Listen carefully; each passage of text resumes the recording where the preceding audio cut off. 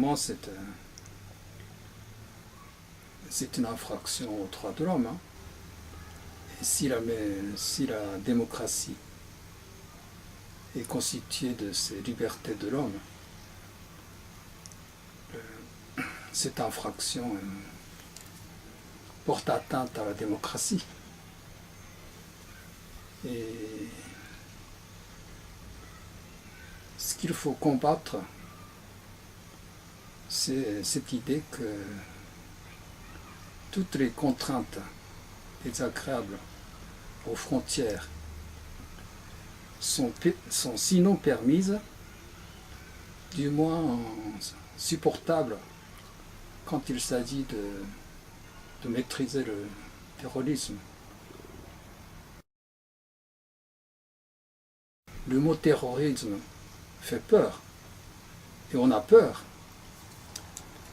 et on se tait. Et c'est cette peur qui fait accepter la surveillance de plus en plus générale.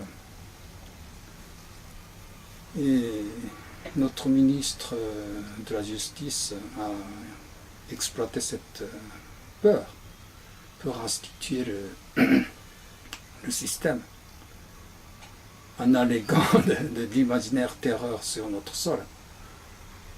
Et nous, on sait que le système n'a pas produit d'autre effet que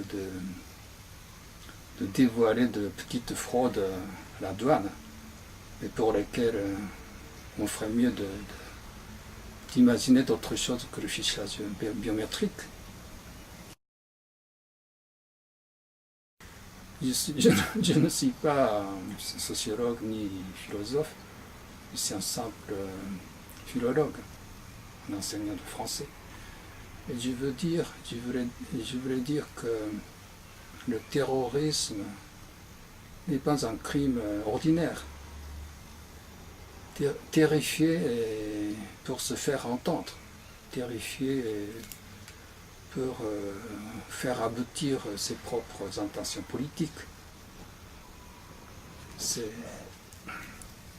Ça se pratique toujours, hein, de tout temps. Comme organisation, le phénomène existe à l'époque des croisades. Hein. Et malheureusement, le terrorisme est toujours dans beaucoup de pays. C'est une méthode de gouvernement.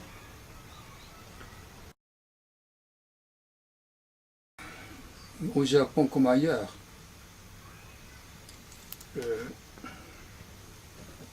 il y a des gens qui croient que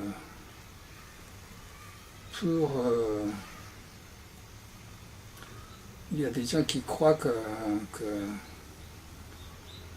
sans prospérité flanquée de sécurité, la démocratie n'a pas de sens. Mais je pense que c'est faux. Pas de démocratie, pas de prospérité. La démocratie et la prospérité vont ensemble. La confiance mutuelle, je pense que c'est la meilleure garantie de la sécurité. Donc je suis contre le fichage biométrique, qui est une pure expression de la méfiance. C'est tout ce que je veux dire.